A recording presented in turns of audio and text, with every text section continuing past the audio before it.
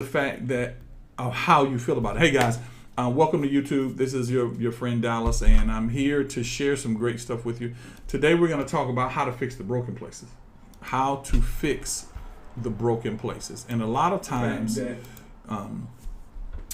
what happens to us is our broken places become so large that we think our broken places actually are broken places. They're not actually broken places, but they feel that way. I'm getting a lot of text messages and a lot of emails from people that are saying, dude, I'm in this place. How do I get out of this place? So today I'm going to give you the 3 things you need to do to get out of this place and start allowing things to flow forth. And that's today. Again, my name is William Dallas. This is the Higher Standards Chronicles. And today we're going to talk about how to fix the broken and move on.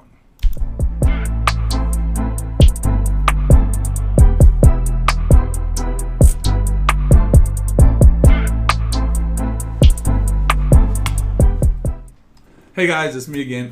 Today I want to talk about how to fix the broken places and move on. A lot of times what happens with us is certain things we want to see happen, and because we want to see those things happen, we tend to find ourselves trying to do them physically, emotionally, forcing things to happen.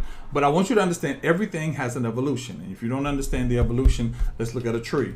There's a scripture in the Bible that says a seed must go in the ground and it abides alone, but then it bears forth fruit. Some of the things that you are having happen or that are happening have an evolution. The problem or the challenge that you have with the evolution is the fact that you don't see the evolution because what you're trying to do is make it happen the way you think it should happen. And it's okay for that to take place, but you have to realize that some things are not going to happen the way you see them happen, but they're going to happen. So how do I get out of this situation? I talked to a young lady that's wondering how to get her life together. I talked to another young man that talked about how his world is kind of slowing down. I'm talking to all these different people, and their whole thing is, how do we get to the next level? How do we get to the next place? Okay. So let me break it down like this. Let me give you this. Like I said, join me on that link down there for YouTube, and that's the actual camera I'm on. This is just kind of some of a side camera so you guys can hear me. So, and it's youtube.com/Higher Talk, HIGHERTALK. Like, subscribe, hit the little bell, and you can hear and learn as much as you need to learn. So let's look at this thing this way. Now, if we're talking about anybody that's over the age of consent, and over the age of consent is different for different people. Some people, the age of consent is 18. Other them, the age of consent is like 21. But if they're over the age of consent, there are a couple things you need to understand. Number one, their decisions no longer are your problem. They can't rely on you for decisions. Now, you might not have taught them well. You might not have helped them in the right place. There are a whole lot of things that could have taken place that actually don't mean anything to this process. But they are within the age of consent, which means, hear me, if they start a process, they in turn have to follow the process through for their lives. Hear me now. For their lives. Now, what you can do is you can move the things out of the way that are necessary to cause them to be, how do I say, a crutch or be dependent on it.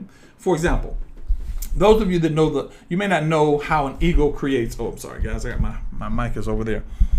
Those of you that know anything about science or that, an eagle creates a nest. The eagle nest is probably considered the most comfortable nest of all the nests that happen in the wild kingdom.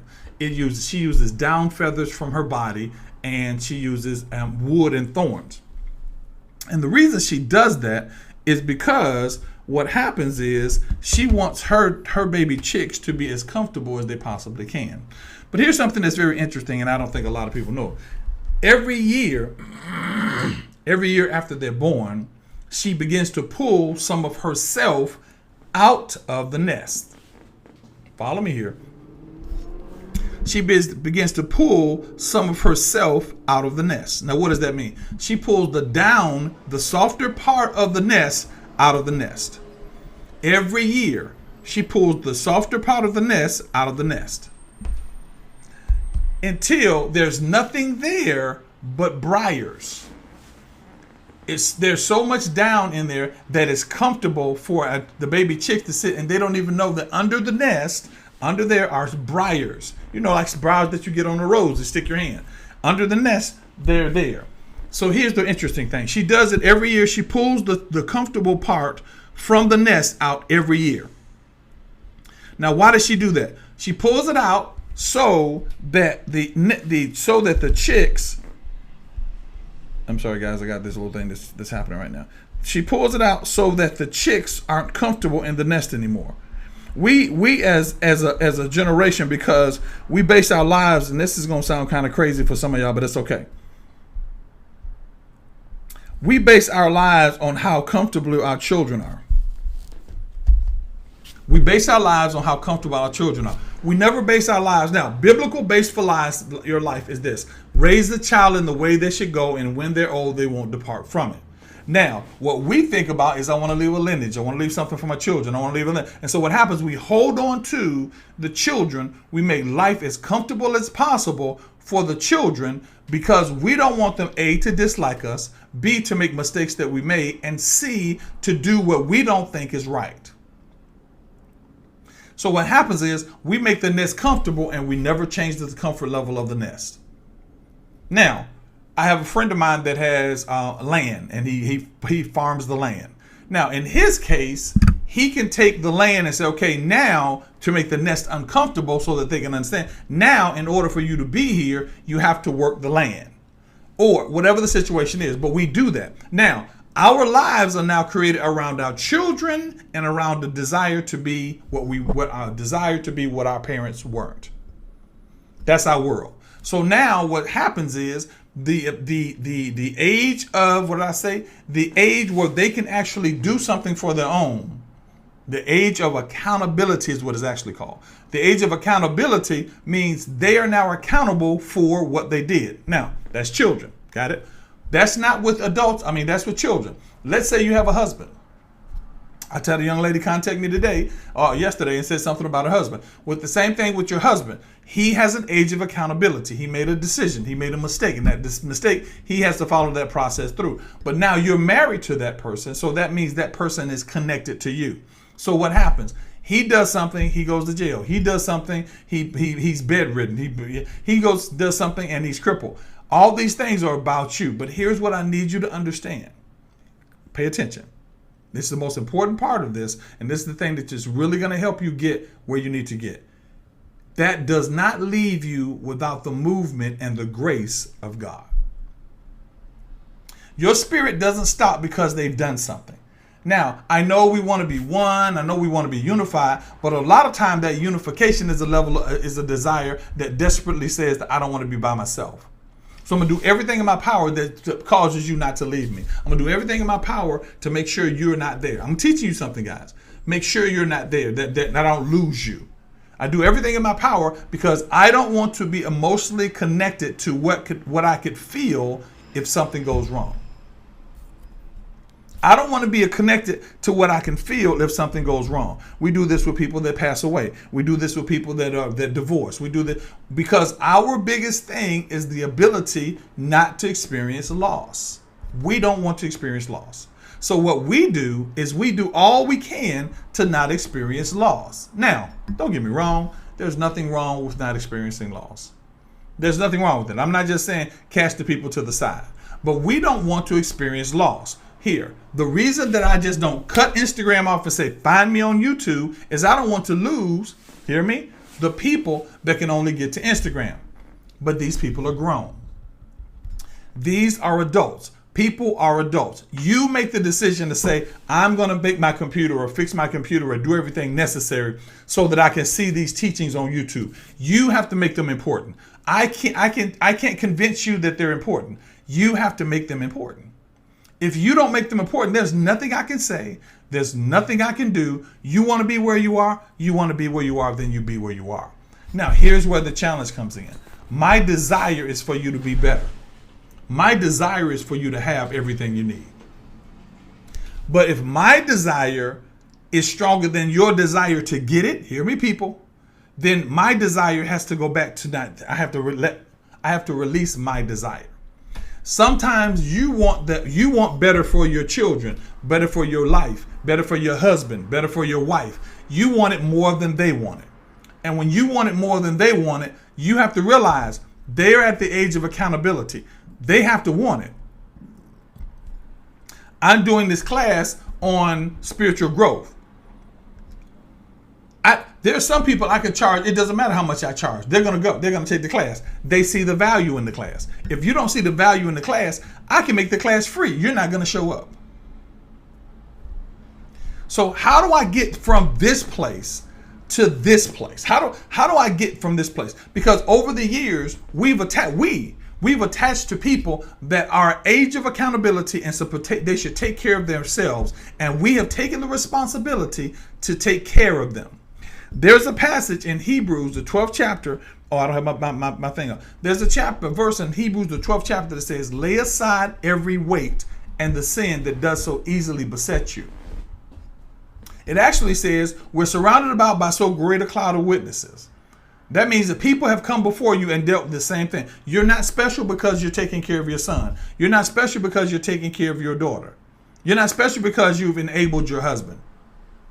You're not special because you've enabled your wife.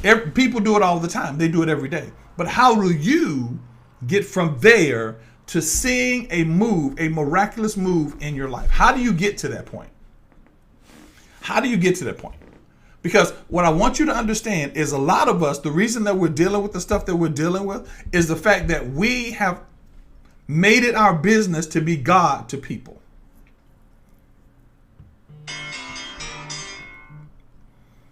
We've made it our business to be God to people.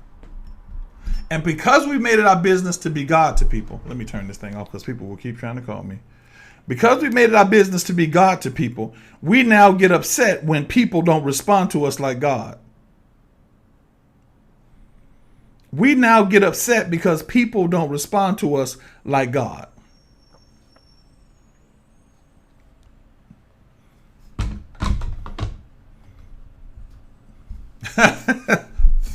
That's gonna probably be. Some of y'all get that in the morning. We want people to respond to us like they would to God. So that means when I say something, you're supposed to do what I tell you to say. You're supposed to listen to what I tell you to listen to. You're supposed to follow my opinion, because we don't respond to people, or people don't respond to us like God, meaning that obey my terms, hear what I have to say, because I know what's best for you. We in turn get upset because they in turn don't operate the way we want them to. Just the way it is. And we're all that way. I mean, I'm that way.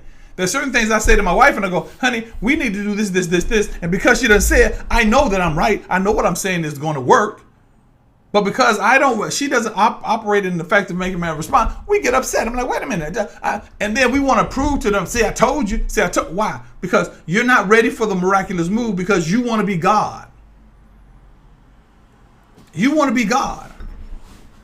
You want to know how to have a miraculous move in your life? Do you want to know how to start seeing things supernaturally happen in your life? There are a couple of ingredients, but I'm going to give you a couple of good ones right now. First of all, learn to deal with your experience.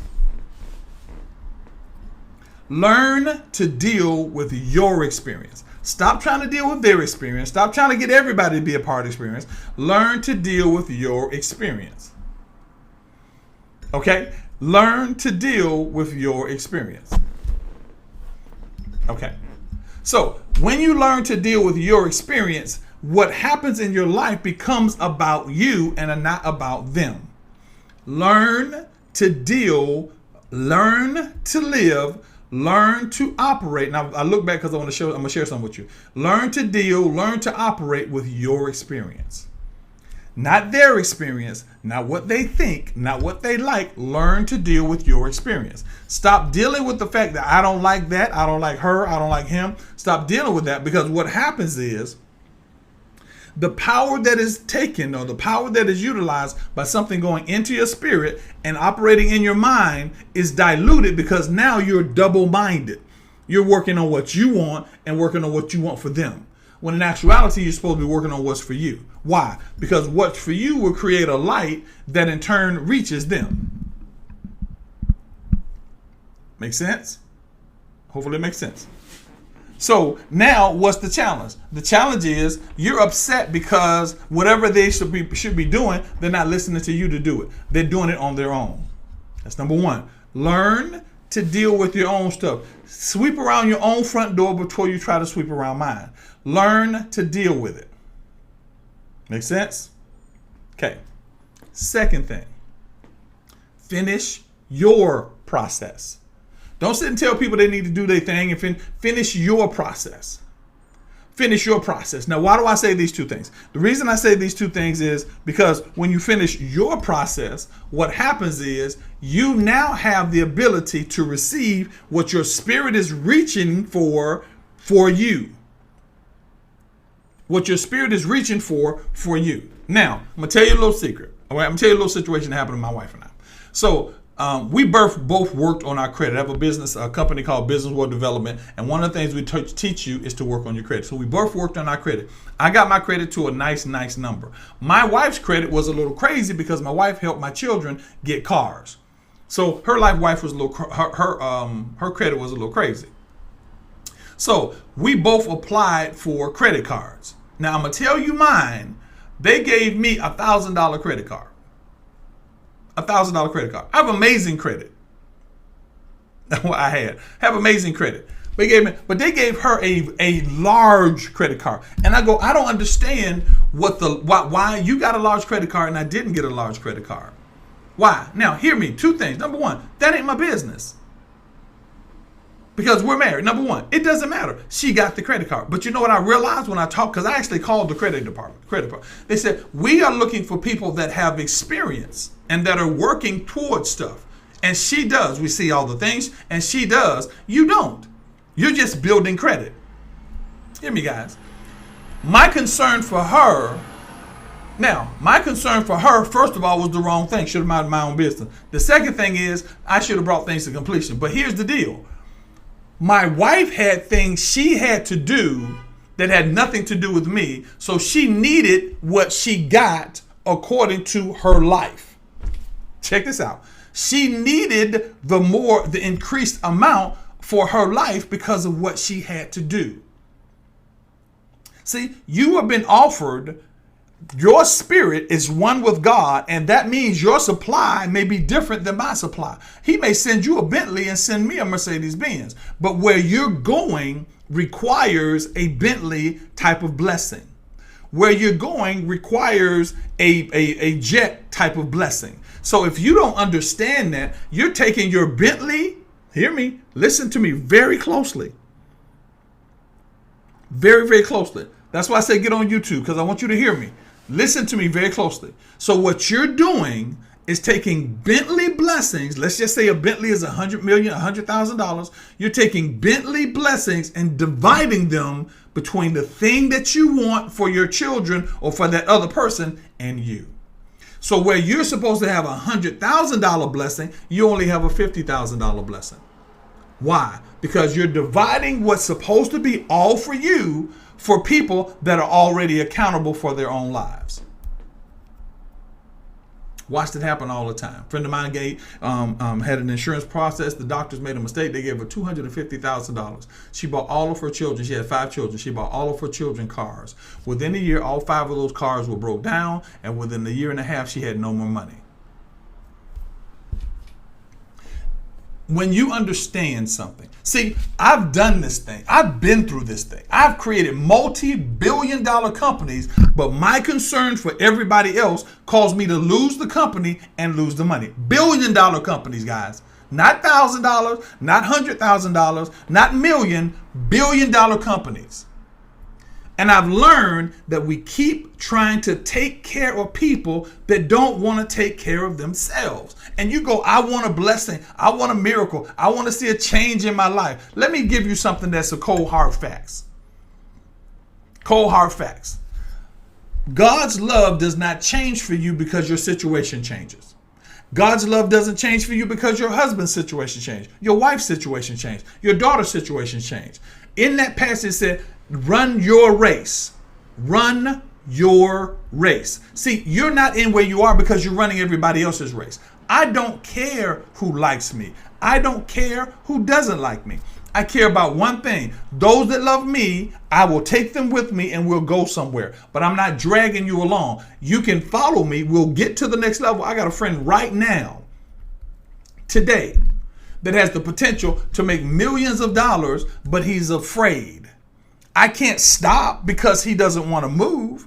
I can keep going. I can show you how to do this. I can show you how to do this. Now, as I move, I'll share, but I'm not going to stop moving because you're not receiving. Why don't you have the miraculous move in your life? Because you're carrying everybody else's miraculous weight. You're carrying everybody else's burden. And because you're carrying everybody else's burden, you find yourself, your burden now is thin. Let me tell you a little secret. So that was it. And I literally can prove the $1 billion business. Can prove it. I can make a phone call right now to one of my sisters and say, hey, what's the name of the company that I created that I did not take advantage of because I was taking care of everybody else? And she'll tell you right off the bat.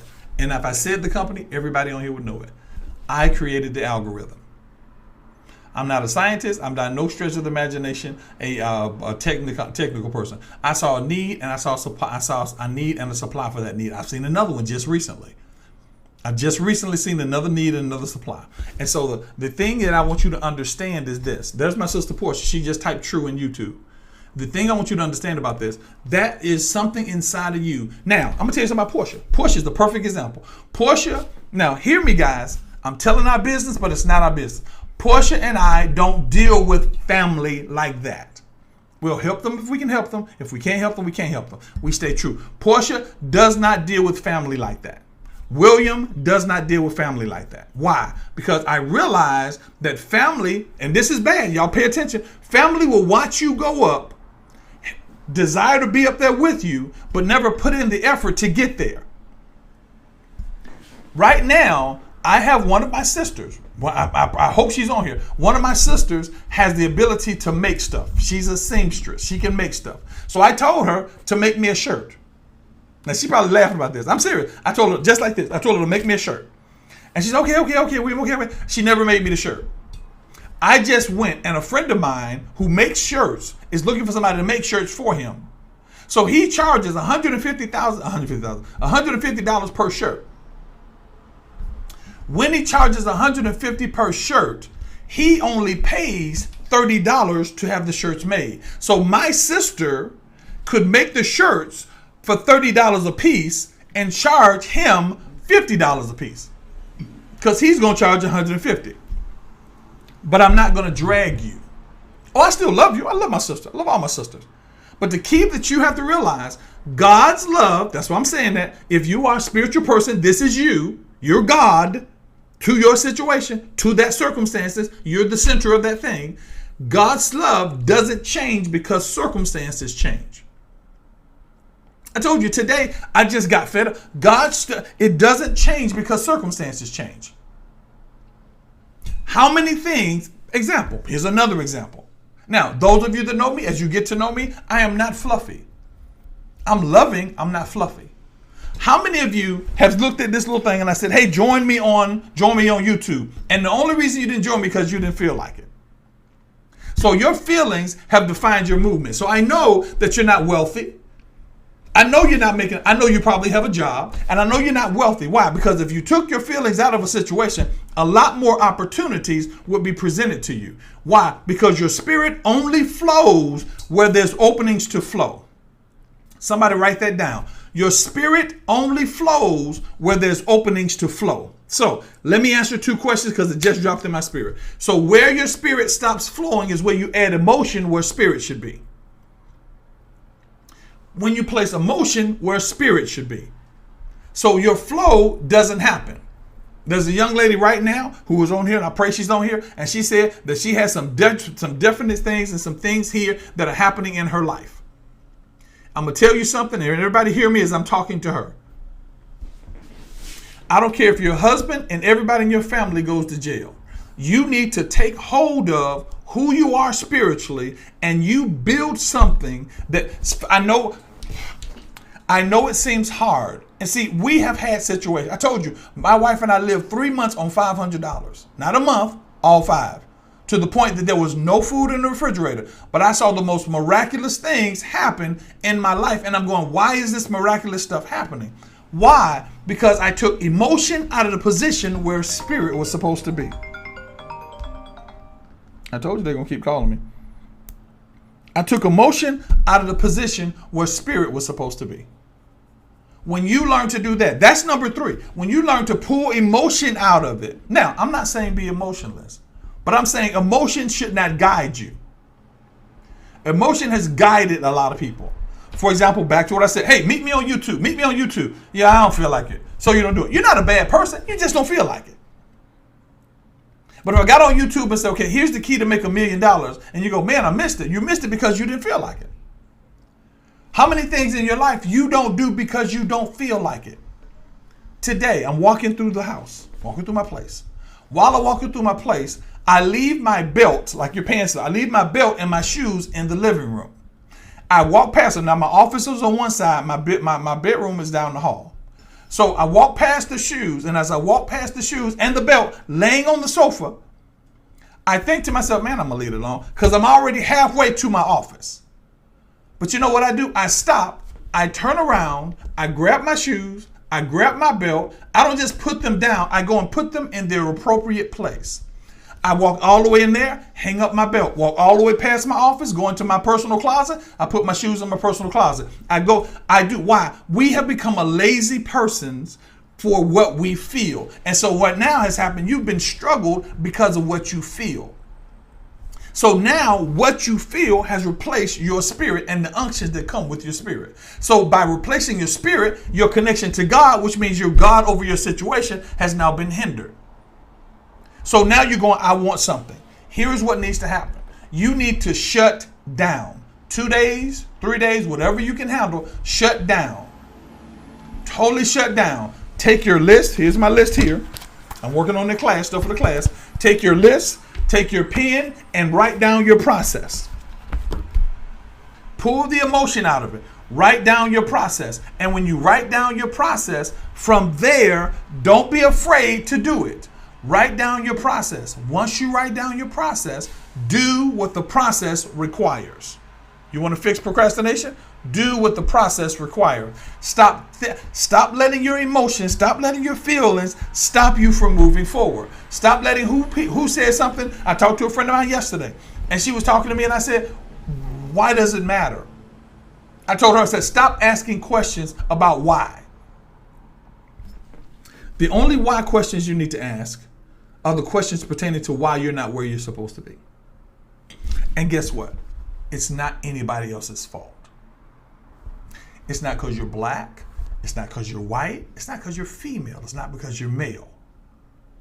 It's not because your family didn't do this or your cousin didn't do this. It's not because you were molested. It was not because somebody lied to you. It was not. None of those things are the reason you're not where you're supposed to be. Because guess what? Everything that you call a complaint or a reason why you didn't do it, there's somebody that did it in the midst of that. There's somebody that was molested and they're still successful. There's somebody that their husband left them and they're still successful. There's somebody that people lied to them and still successful. The key that took place is you have allowed that to be your stumbling block. And so you attached emotion to it, and now you are emotionally crippled by something that doesn't have the power to take you out. I'll say that again. You are emotionally crippled by something that doesn't have the power to take you out. Can I take this a little deeper? And so what you do, you go to a church and you wait for the pastor to tell you something that you already know you need to do, but you give him the honor that you should be giving God, because the time you spent trying to hear what the pastor had to say, you should have been listening to what your spirit says.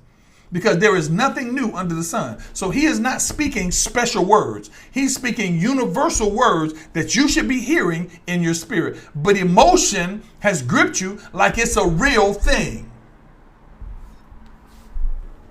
Like emotion is a real thing. It's not a real thing. It is the response to a situation that is emotional. That is it. It's not real. This is real. If I put this down, it'll still be there. If you stop operating emotions, they'll go away. They're not real. But you've allowed your emotions to be the crippling force that stop you from seeing what you could actually be and what God could actually do in your life. Why? Because you don't want to face you. That's what society doesn't want you to face you. Society doesn't want to let you know that there is nothing that can stop you on this planet. Society doesn't want you to know that if you would take the time to complete processes, you begin to see a move of God in your life. Why? Check this out. Y'all ready for this? Every task that is placed in your life is to make you stronger for the next move. Every task that's been placed in your life is to make you stronger for the next thing. So while you're sitting there and they're doing things to you and they're talking about you behind your back and they're making you feel bad, what he's doing is strengthening you so that when you get past this situation, that people that are worth billions of dollars, when they try to make you feel bad, you don't feel bad so you don't miss out. I gave this analogy the other day, and this is interesting. I told them, I said, if I had $1 million in the back of my car, and I said, you can have the $1 million, and you start walking toward the $1 million, and I start calling you all kind of B's and cussing you out and saying all kind of mean, terrible stuff to you, at what moment would you stop going toward that $1 million? Now, the door is wide open. All you got to do is go get it. At what point, what word would I speak to cause you not to go get that money out of the back of my car? I don't touch you. I don't put my hands on you.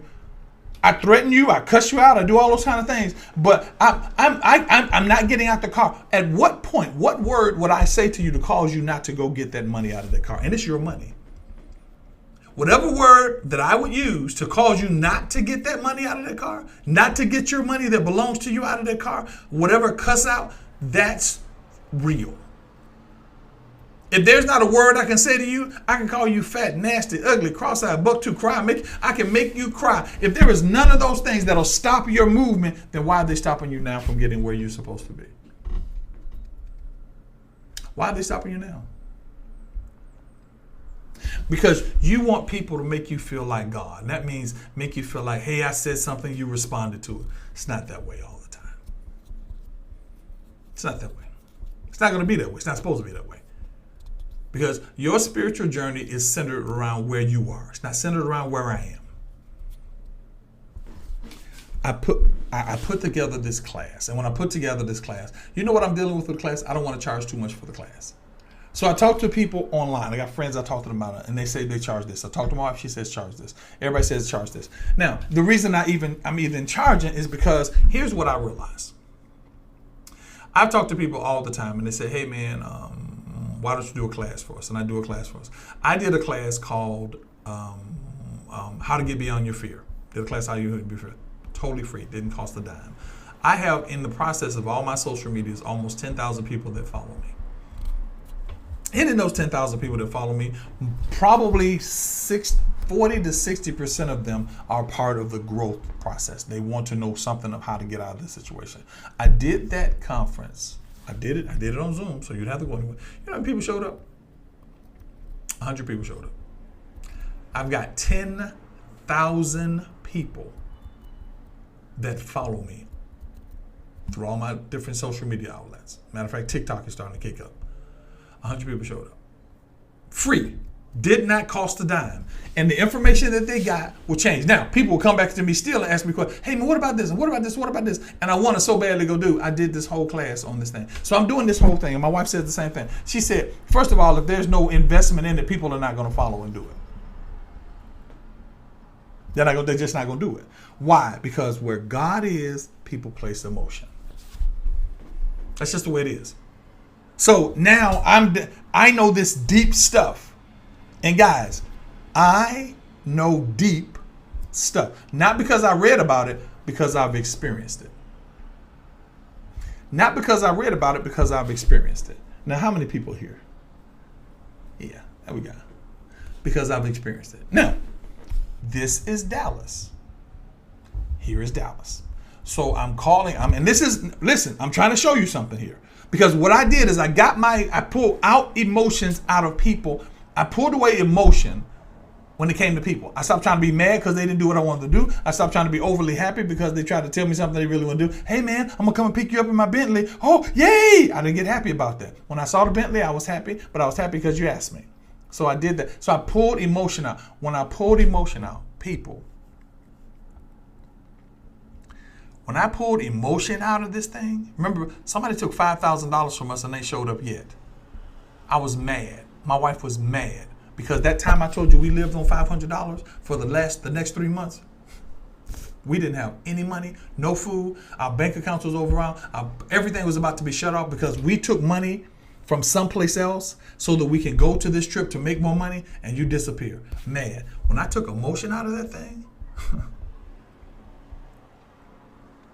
when I took emotion out of it, I have seen some of the most amazing stuff in the world happen. 2 weeks ago, I'm ready. It's at the end of the month, where are we now, right? What's today's date? Today's date is, 2 weeks ago. 2 weeks ago, I'm sitting at my chair, and I'm in the process of my chair. I need $1,000 to go to this next level. I need some things because I need to invest. We're not broke. We got credit cards. We're not broke. I need $1,000. I'm sitting in my chair. While I'm sitting in my chair, I get a phone call. The phone call says, "Hey, what you doing?" I said, "Nothing." They sent me $1,000. I didn't ask for it. A friend of mine called me and said he wanted to borrow $1,000. I said, "Cool, he can borrow $1,000. When he said he wanted to borrow $1,000, I said, "Listen, I don't loan, I gave." So I gave him the $1,000. But by the time I got to my phone to send him the $1,000, somebody called me and gave me another $1,000. "Hey man, I told you I was gonna do this, so I went and did this." When you get to the point that you get people out of the way. Here's a better one. Y'all ready? This was yesterday. This wasn't last week. So when I tell you, I can tell you how to get into this thing. When I tell you, I can show you how to start seeing things happen in your life automatically. I'm not joking. You think I'm blowing smoke. My friend said, he said, "Man, I don't know whether I should believe it, but I'm curious." I said, "Don't worry about it. Don't believe it. You ain't got to believe a thing." My friend, matter of fact, I don't know if he's on here. I think Will is on here. He's on here, so I'm not going to say his name because y'all be trying to hunt him down. Will and I are working on a project, and the project requires that we need land. So we're looking around trying to find land, and we were looking around trying to find land. Get a phone call yesterday. We're looking for land to do something with. Get a phone call yesterday. While I'm on the phone yesterday, the guy that I'm talking to casually is talking to me, and he says to me, "Yeah, I'm trying to get some things done." He said, "I want to go pick up some more land." I said, "You got land?" He said, "Yeah." I said, "How much land do you actually have, and where is it?" He says, "I have land in Atlanta." I said, "How much land do you have?" He said, 200 acres. You don't understand how powerful what I know and the God you serve actually is. I don't talk to him every day. Matter of fact, I haven't talked to him in almost 2 years. But he calls me just out of the blue. He has 200 acres and he's about to buy some more acreage. And then he says he wants to do what Will and I have been talking about doing already.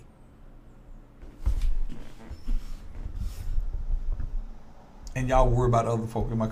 Is my son gonna make the right decision? My husband gonna make the right decision? Worry about that. Listen, there is a side of God that most of us have never seen because we've been looking at it according to religion. Or I'm a Hebrew Israelite. I'm a Church of God in Christ. I'm a Seventh-day Adventist. You've been trying to define your religion, which is the lowest form of spirituality. And what happens is you've been carrying people in the process of it. So you got weights all over you. And the reason nothing is happening in your life because God knows, your spirit knows, and you know that if it came into you, you would take care of everybody else before you would take care of you. And the key is taking care of you. How we doing? Talking to another young man. Now, for those of you that don't know, I preached for 30 years. For 30 years. And I can preach. I'm good at it. I preached for 30 years. And I asked the group one day, and I'll never forget that. I asked the group one day, and I said, if you got 50 million, no, let's be nice. If you got $1 million today, church people, whole room of church people. I said, if you got $1 million today, what would you do with it? What's the first thing you would do with it? And I said, I promise you, everybody in this room will be wrong. There's not a person that's going to be right in this room. And so everybody raised their hand. I said, okay, what's the first thing you do? Somebody said, I would pay my tithes because the Bible says give the top. I said, wrong. It's not the first thing you would do. Everybody, he said, I would take care of my family because the Bible says take care of your family. Wrong. Everybody went through this process and they all went, and everybody was wrong, just like I said. I said, what is the first thing that you would do if you got $1 million? And everybody said, what? I said, nothing. You would do absolutely, positively nothing. You would take 3 days to do absolutely, positively nothing, because the moment that you get the $1 million, emotion sets in. And you've got to get past emotion. If you don't get past emotion, you will make an emotional move that will cause you to lose money. And he said, after the 3 days, do you pay your tithes? Nope. After 3 days, you don't pay your tithes. After the 3 days, you deal with what you're going to do with that money so that money will return. Because if I give you $1 million, I gave you a seed for $1 million. Because you can do something just really quick. I'm just using this, and you can't do this. You could take that $1 million, go into a bank, hypothetically, get a $1 million credit card. Use that credit card. $1 million credit card. Don't use it outside of your $1 million credit card. You got $1 million in credit savings account, $1 million in the credit card. You can take that $1 million and hold that $1 million credit card, which is secured, for about 6 months to a year, and make sure you pay it off. And they replace it. So now you have $1 million credit card and you got $1 million. So now you have the $1 million card that you can do whatever you want to do with, but it's guaranteed by the $1 million. But if you keep paying on the $1 million and keep doing that, they will learn it, move it to, let's say, $1.5 million. So now you have $1.5 million that you can use instead of you have $1.5 million that you can use instead of the $1 million. You would process it. Then what do you pay? Pay your tithes then. Give the $100,000 then. Why? Because you're making money with it. The key becomes when emotion sets in, you operate at a level where emotion becomes important. All the time. And so what I've been trying to do is get people to understand. What I've been trying to do is to get people to understand that when you operate at a level where emotion doesn't guide you, you operate at a level that's spiritual. And you operate at a level that's spiritual, you operate at a level that's godly. Because you're not God over everybody else. You're only God over the circumstance that you've been given. Adam, dress and keep the garden. So Adam became the God over that. In order for you to become God over that thing, you have to realize that your God over that thing is your ability to speak that thing and it comes to pass. Stop trying to drag people to get help. Stop trying to make people get help. Stop it. Please. No, come on, man, you should do it. Here it is. There's a guy that makes $1 million. He has $1 million and something, almost 16 million followers, because he basically goes, it's obvious.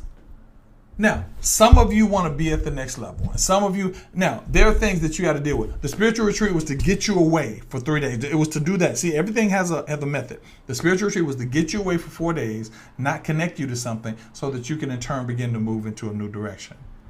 So what we're going to do is I'm going to start doing the thing when it comes to YouTube. Not YouTube. I'm going to do the things when it comes to training. So that's what the class is. So the class is 5 classes, 2 hours apiece.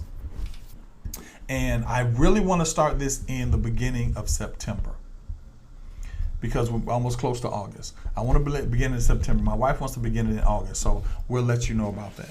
But the key becomes, if you learn the ingredients, the Spirit of God will begin to move in your life. And it's not, hear me now, it's not this ooky spooky God. It's the stuff that is actually working in your system. Where's my little thing? Here, check this out, guys. Check this out. It's this stuff. This stuff right here, you got to get this system together. Emotion is the only thing that can stop. See this level right here? The emotion is the only thing that can stop this situation. And so what I have to do is teach you how to get past the emotion of it and move into the spirit of it. And a lot of you do it. A lot of us do it. Somebody ever said something to you and you just felt like, why are you talking to me like that? When it doesn't really make a whole bunch of difference on how they talk to you. It's the destination. When we do couples conferences, my wife and I, when we do couples conferences, one of the biggest challenges is they interpret what a person is saying because of how they feel about what they say. Biggest challenge. Biggest thing in relationships. Big. Why? Because somebody can come in there and say, sweetie, get me a piece of cake. And you go, okay. And you go, hey, give me some cake. What? Oh, and go in there and say, you better go in and give me some cake. All those things were the same exact thing, and each one of them ignited a different emotion. And that realm of emotion basically meant he asked for cake and he wants cake. And if you could get to that point when it comes to your situations Oh my God, my children are making bad decisions, so I need to go do this about their bad decisions. They're grown. You made bad decisions. They made bad decisions. And when they made bad decisions, you go from being a parent to an advisor. And when you go from a parent to being an advisor, all of a sudden you realize they will show up one day and ask you a question. I'm watching this happen right now. My wife's daughter is asking her questions. She wouldn't listen to her. She was a teenager, but she's now asking questions. And the reason she's asking her questions is because she's gotten to the point in her life where now she's at the age of accountability, and she knows she now has to be accountable. She knows she has to be accountable. Does that make sense? Yeah. Now, all right, that was it. So, let me give you some facts. Write this stuff down if you can. Number one thing you need to write down is you have to take responsibility for your direction. Don't take responsibility for anybody else's direction. Take responsibility for yours. That's number one. Write it down. I will take responsibility. Number one. Number two, control your emotions. Now, in the class, we're going to get into that a little deeper. Number two, control your emotions. Okay? Stop putting your emotions in the place where the spirit should be. Switch that. Now, how do you do that? Don't have time to talk about it now. But switch emotions with spirit. That's number two. Number three, write. Do a whole lot of writing. Write things down. Just write it down. A whole lot of writing. Number four, understand the value of the spirit. Here's what's interesting. Here's interesting. And I've had this conversation with a lot of different pastors, a lot of different leaders. Here's the deal. Right now, I can tell every one of you right now, I can say, okay, I'm giving you some things now. I can tell you right now, 1, 2, 3, 4, 5, 6, 7, 8, 9, 10. These are 10 things will cause you to get miracles. And you do the 10 things and $1 million comes. Not one time will those persons call say, wow, he put me in a spiritual place. Let me be a blessing to him because he put me in a spiritual place. Because spirit is not tangible to you. But if somebody wrote you a book and gave you the book and said, here's the book, and they can do all kind of stuff you do with that. So you have to realize the next thing is make the spiritual tangible. Stop making the spirit just something that happens. Everybody got it. No, because the selfishness of you, and a lot of us are selfish, the selfishness of you should be replaced by the independence. See, independence and selfishness are two totally different things. Selfishness, I want to be better than you. I want everybody to look at me more than you. Independence means I'm okay and you're okay because I'm independent. I'm a person.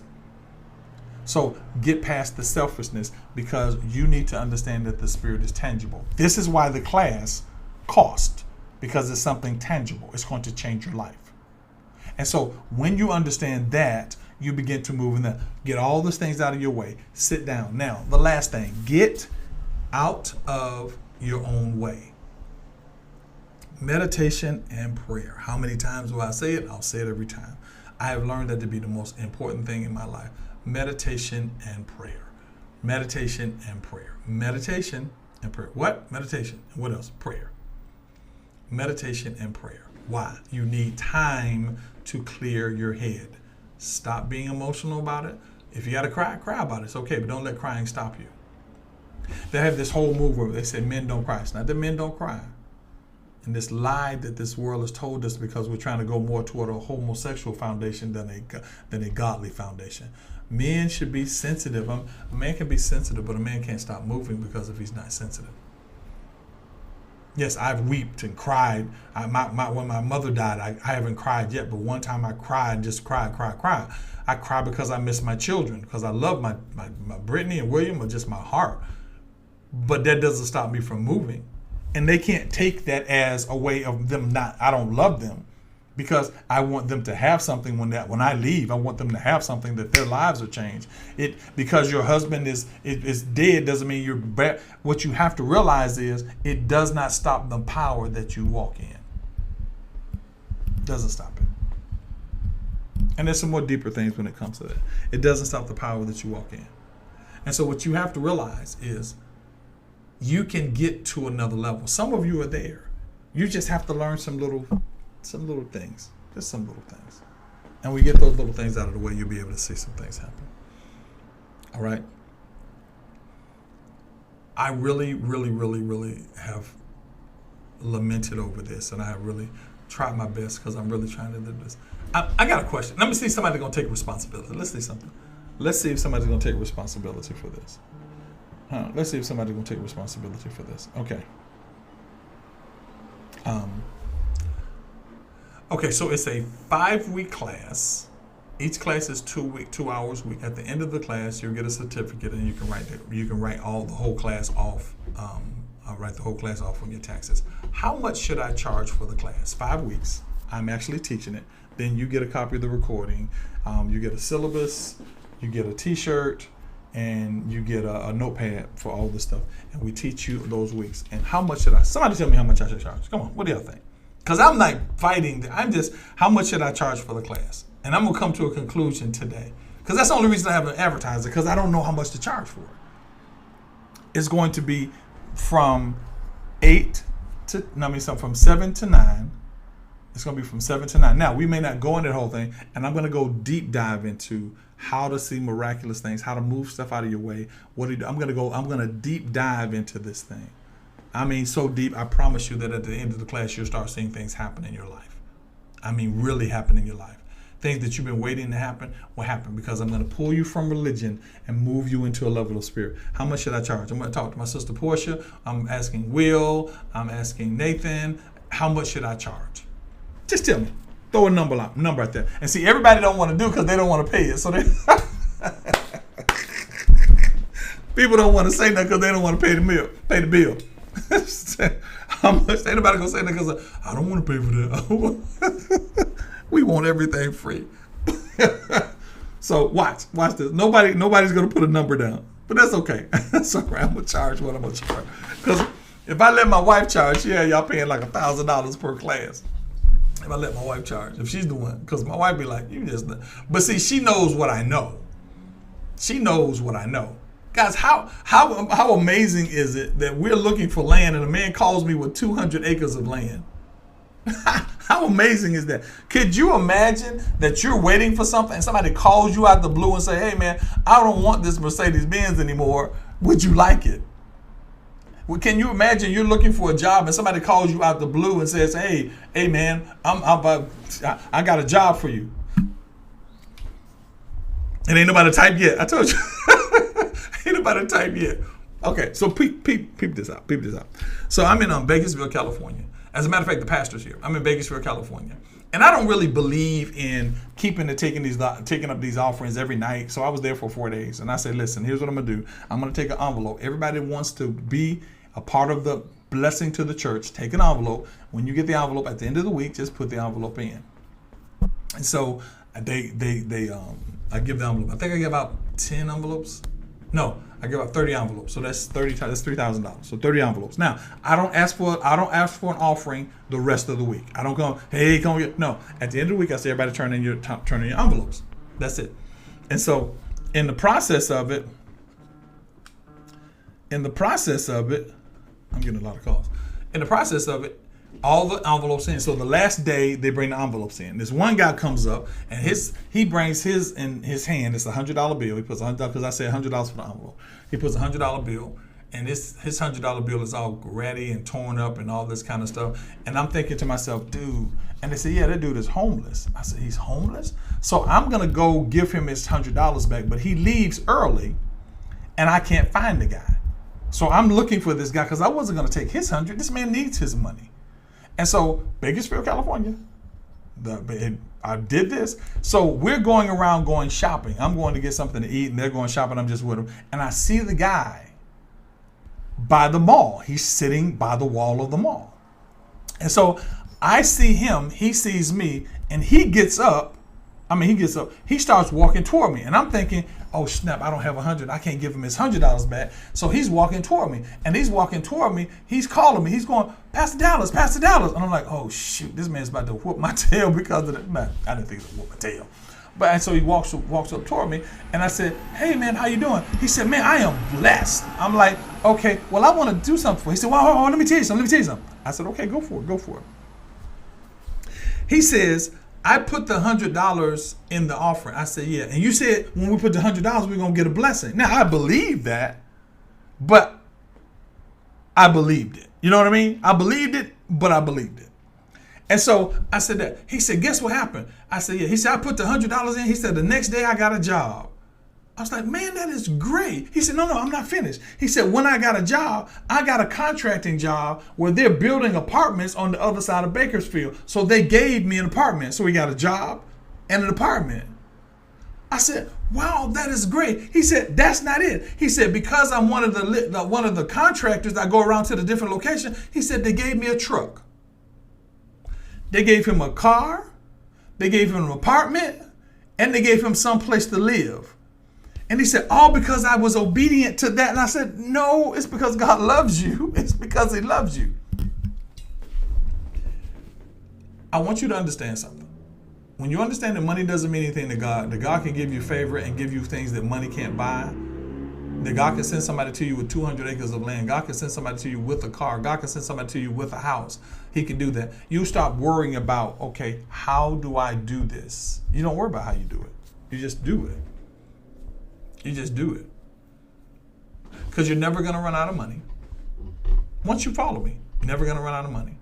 Not only are you never going to run out of money, once you get emotion out of the way, there's a free flowing of the spirit that will mess your whole world up, people. It'll mess your whole world up. All right? Okay. That's it. That's it, people. Tomorrow is Friday, which is the last day we talk about this. We do Friday. And I was thinking about maybe I should get rid of YouTube or do Instagram, whatever. No, I'm going to leave Instagram up. It's going to always be there. It's going to always be there. But I don't save that stuff on Instagram. I save the stuff on YouTube. So if you want to go to YouTube, you can hear everything. It's saved on YouTube.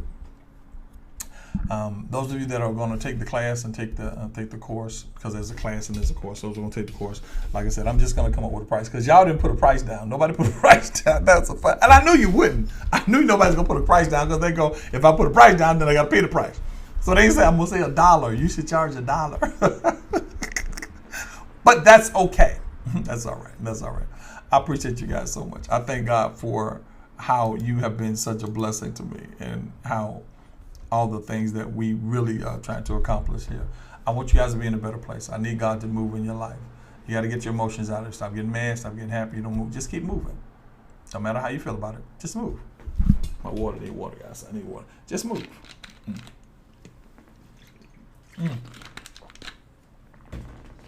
And once you keep moving, you realize that by the time you get to your location, you realize that God was already there the whole time. All right? Any questions, comments, and concerns? I appreciate you. I love you guys. I thank you. My name is William Dallas. This is the Higher Standards Chronicles. It's our show, guys. It's everything we need. We're going to get to the place, and we're going to see things happen in our lives. We're going to see those things. We are restoring the spirit of your mind. We are restoring the spirit of your mind. That's the whole case. Your mind has a spirit, and it attaches to the Spirit of God. And when that is just restored, you have unlimited movement. You can have anything that you want. All you have to do is be willing to be appreciative, dedicated, and connected. Appreciative, dedicated, and connected. All right? Hold on, I'm reading something. Thank you. You have to appreciate this, dedicated, and connected. And you do those things, stay in that wares, God will open up doors to you that you never knew you could open. All right? Love you guys. We'll talk a little later. Peace.